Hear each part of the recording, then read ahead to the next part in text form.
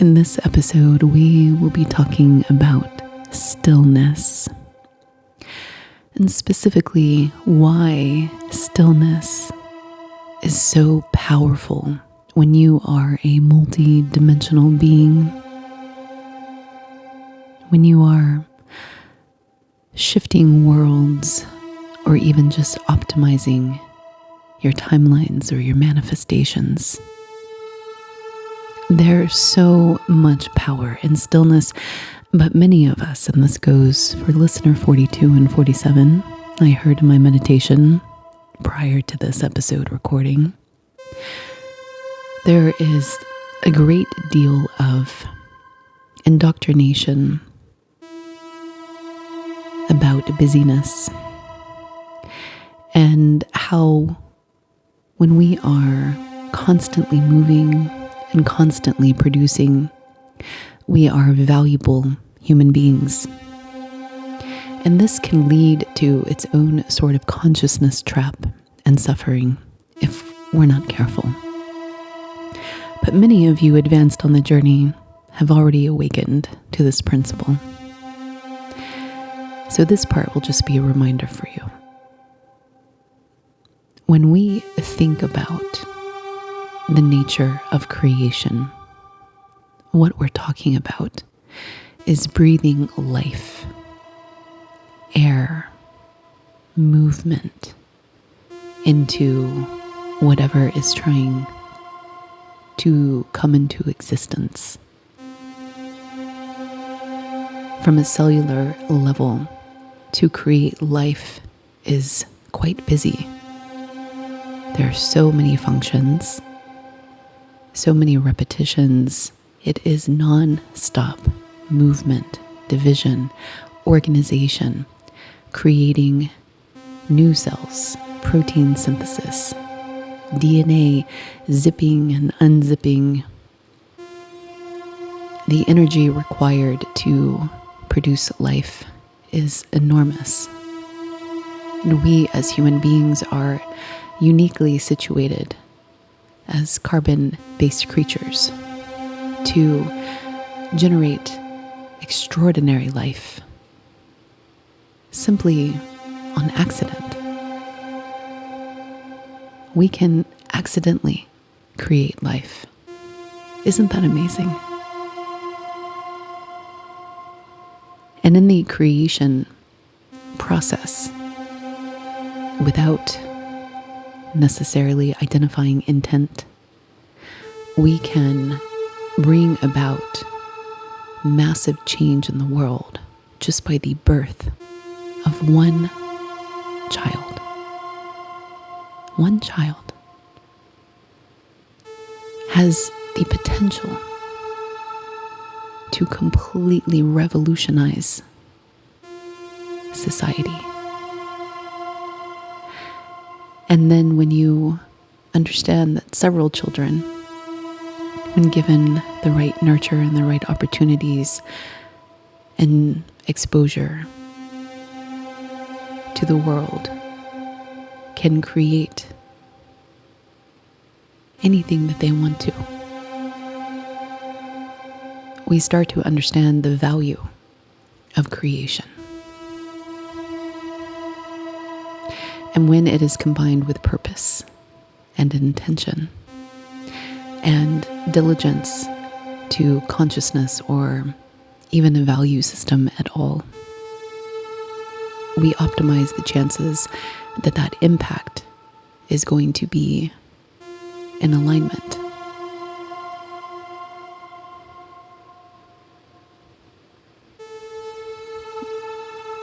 Children can also create massively devastating, detrimental consequences. And that's why the power of intention, but recognizing that sometimes there are things that are outside of our control, and surrendering to the process that just because we create life does not mean we own it, especially when free will is at play. When people are living. They are moving. It is a constant in our life. And I believe that when people are moving and engaging, they are actually creating. And similar to just swiping on a social media feed and curating your personal algorithm to display works of art, inspiration, education, training, you are curating an experience for yourself that allows you to create better.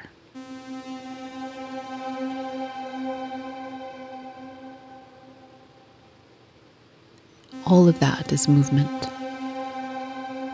Even the physical swipe on the phone is movement. The recording of that content by the content creator is movement. Even if it's produced by AI, it's still movement. It's still powered by electricity, infrastructure, water. Sometimes moving parts are involved. Movement is a powerful part of creation. And similarly, to manifest, I believe that you need movement. Certainly, you can lie in your bedroom and meditate and visualize, and that will plant the seeds of manifestation. But if you never leave your bedroom, you never leave your apartment, your house, your residence, some of those manifestations are going to struggle to come into fruition. Particularly if they rely on meeting other people. At some point in the manifestation process, you are going to have to move out of your bed, even to meet the love of your life, unless they Houdini themselves in your bedroom, and you might freak out a little bit if some random person just showed up in your bedroom. I remember in some of my experimentations of the quantum traveling experience, I was for a while in the void, and other times caught in the fold between dimensions, and it felt like I could pop into other places, and some of those other places felt remarkably different from where I was starting from. And I was in a hotel in Oklahoma, of all places, where I was stranded for a little bit, and I was meditating in the bedroom, and my consciousness started porting into another location, and it was somebody else's bed. And I sensed that they were a masculine energy, and they seemed to be in some sort of southern locale, like perhaps Mexico or Latin America. And I could feel the energy and the humidity and the nature and the thickness of a jungle. And as I gained more awareness in their room, I started to become increasingly concerned, because at that time I didn't know the limits of quantum traveling. And because I had parallel jumped, you can hear more stories about this in my EC by Dr. C private vault. The link for that is in the description. But because I had experienced different versions of my apartment and different worlds and opened a portal, actually several portals, started to see and experience the landscape change. This is in Dallas, of all places, I didn't know what are the limits. And I got very frightened, because Although I completely expected that I could trust that person to randomly port into somebody's bed who I had never met, presumably, was deeply terrifying. So for most circumstances, unless you are testing the boundaries of reality shifting and quantum shifting, you're going to have to leave your bedroom at some point and move to meet the love of your life, to get the job of your dreams, to buy whatever house, life you want, to have the experiences that you are trying to have. This is why I believe that manifestation requires movement. It is a chain from seed and intention and desire all the way down to action. And when you are in alignment, meaning everything lines up in a direct flow with no opposition from that intent and that desire, then you create faster outcomes. But at the end of that chain is movement. So to catalyze your manifestation, to actually bring it into your reality, you have to act. You have to say yes to it too. So then there is the stabilization of that, which is a different topic for a different time. And so when you understand this, principally, what you understand is that if you are trying to optimize your reality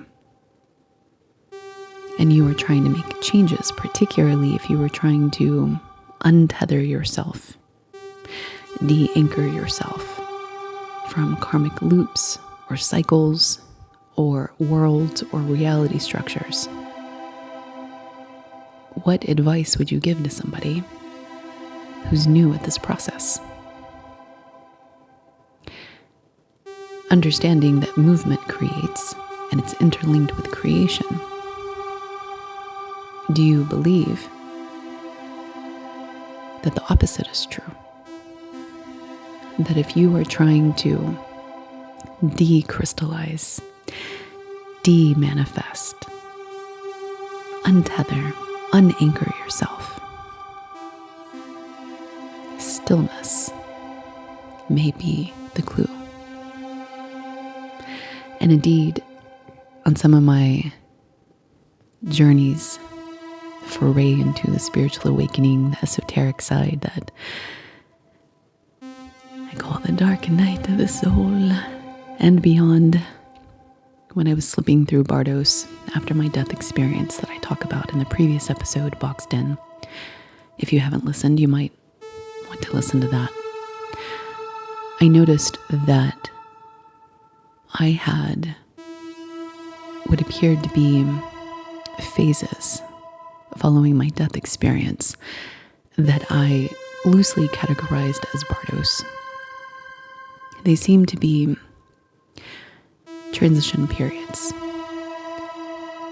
that for 49 days in each cycle I was stuck in, meaning what I was experiencing was thematically related. And then at exactly 49 days, but a couple days preceding the 49-day mark, I would experience some intense disturbances, psychic phenomenon. There's a multitude of ways to say it, but it was like I could feel that a cycle was ending, and then after the 49-day mark, it would shift into a different theme. And to me, it felt like a spiritual test, like a boot camp for consciousness, for seeing through the veil of Maya. And it came with lessons and tests for me. like discernment, shifting from disempowerment to empowerment, and others, finding my voice. And one of the main strategies that I used to say no to some of the worlds that were being offered to me, some of the experiences, was that I went into a period of stillness. And when I say stillness, I mean complete stillness, except for the basic necessities of survival. And even then, I often fasted. And I remained in a meditative state. And I focused my attention on the demanifestation process, the dissolution of worlds. This was this month's meditation. If you are a subscriber for Easy by Dr. C, I send monthly quantum meditations to help you practice quantum shifting and some of the techniques that I've learned. The link is in the description box, of course. But what I observed is that when I started calling back my energy, the world around me, in some cases, started dissolving. It was pretty interesting. I remember during one time of a transition moment, I actually was perceived. It's a better way to say it. For those that are still new on the expansion journey, the awakening journey, I perceived that I was in a fluid-like world where matter itself was loosely held together, and it wasn't like a liquid underwater world, but it was a densely but loosely packed world, if that makes sense. Like it was very thick, but the structures that held things together were very soft and translucent. And other times, I would see layers of the world peel off, like literally as I would be driving in certain cases when I wasn't complete in stillness. Sometimes I did experience this while moving. Like it seemed to me, my interpretation at that time is that I could see like worlds pop with a translucent bubble sort of falling away. But before it would pop and fall away, sometimes it looked like the road or the asphalt would be especially staticky, even though it was daylight. And during the times that I was practicing complete stillness, sometimes I would see these like plumes of smoke, almost, except it wasn't like a smoke from a fire. It was like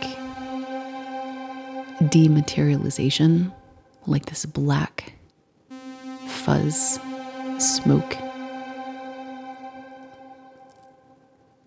would seep from the furniture and seep from the walls. Like if you imagine, if you can see auras, you know how that's like a colorful light, right?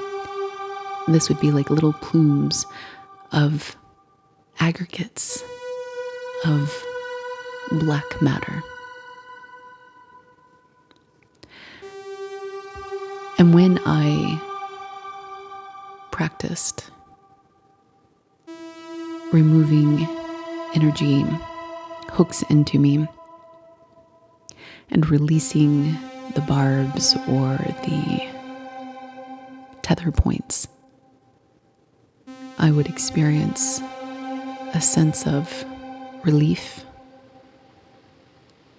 like I was choosing to let go in a soul contract.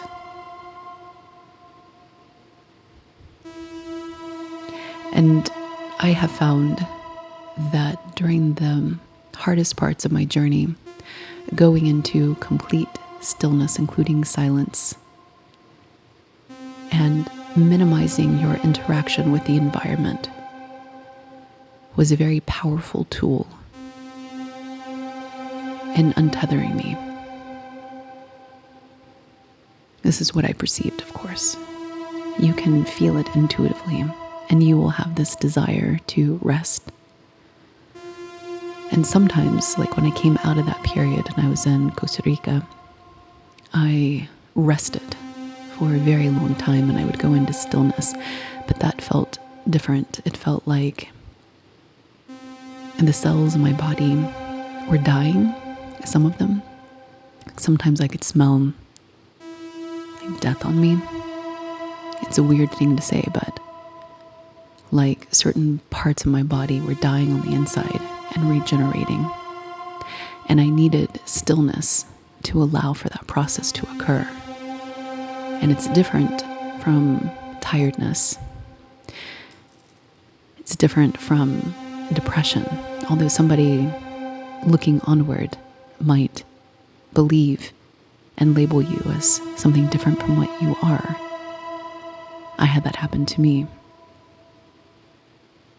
And that communicated that they didn't understand what I was going through. And I let them have that opinion because they didn't need to know what I was going through. It wouldn't have served anybody's purpose except for my own ego's desire to be understood.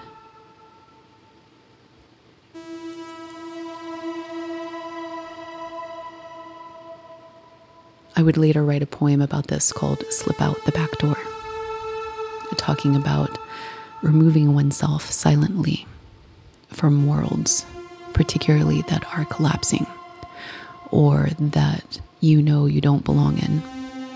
And the busybodies, just let them be.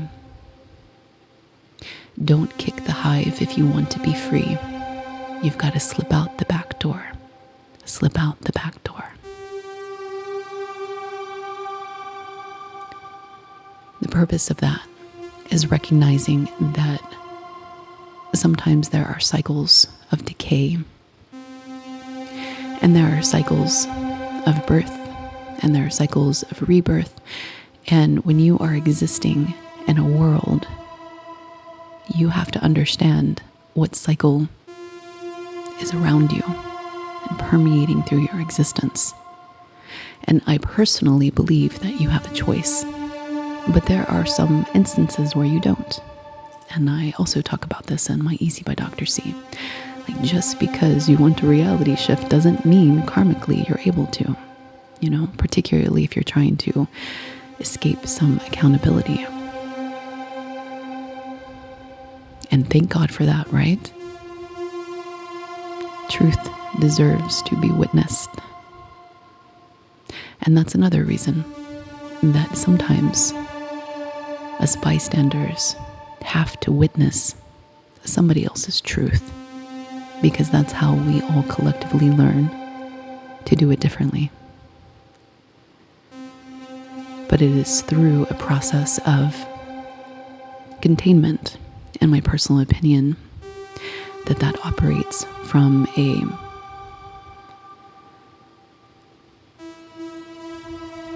societal design perspective. Like if you knew, for example, that a world was going to collapse, but you knew that there were 5 that were active at one time, and you could silently move through a process, a proprietary process that was unpublished and not really recognized by the mainstream, but you could just move people that didn't participate in the failing of that world, or whatever metrics you're aligning yourself to. Depends. If you are doing it solo, if there's a committee, is there a board? What are the institutions? Do they vote? There's open questions about societal designs and intelligent designers. But in this hypothetical example, you could silently move people. They would be none the wiser.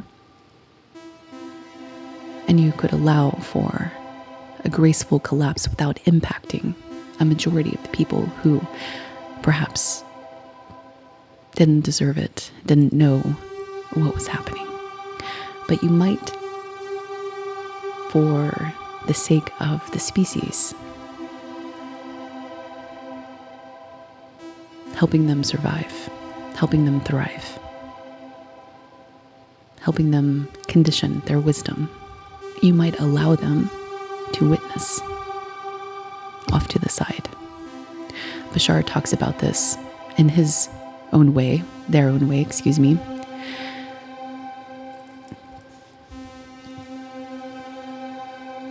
about the splitting of the worlds. And for a while, both worlds will be able to see each other, but they will not be able to impact each other. And I don't know if Bashar goes into the why that is, or the how that is, but my personal independent conclusions before I learned about Bashar, I gleaned that there was a severing of timelines. And then I came to understand internally that sometimes, because the truth deserves to be witnessed, you will see things become exposed. Because you're supposed to not do that again. If you were complicit, if you co-created without knowing it, or even in your own path of evolution and societal design, if you were to be a micro-society creator, for example, in your own structured simulation, you would have that lesson by proxy, meaning you would have learned it without having to endure it personally, without having to start from scratch all over again. We are creators. Some of us who choose to be. Or are you just manifesting a job? It's a serious question. It's okay if you are. I'm just asking if you are a manifester. You're creating worlds, right? Like Abraham Hicks says is possible. Even just for yourself, multiple timelines. Yeah, I know some of you are. I know others, maybe not. That's okay. If you feel the call, you'll feel the call. But stillness, when you feel tethered to outcomes that are not karmically yours, or you've mastered your lessons and you're working on mastering those lessons, and you need to abbreviate and step away from the ending because you get it. Like once you get it, you should be able to step out of the loop. You should be able to step out of the consciousness trap. That's my personal philosophy as a creator. And that's ultimately the most forgiving. We just want you to learn your lesson. Once you learn it and integrate it and can demonstrate that, then by all means, get out of the escape room. Get out of the prison. Get out of the destruction, wherever you were headed. To facilitate that process, stillness is incredibly vital. But with the understanding that people in your life may not understand why you're doing it, and you need to be okay with that. If that's really your path, you're going to feel it. You're going to feel a reluctance to engage with your phone, a reluctance to keep up with your social engagements, a reluctance to be seen outside. All of that is important intuition, communicating to you that sometimes the path forward, the path of least resistance is no resistance at all, is entropy, silence, stillness, and slipping out the back door. Until next time.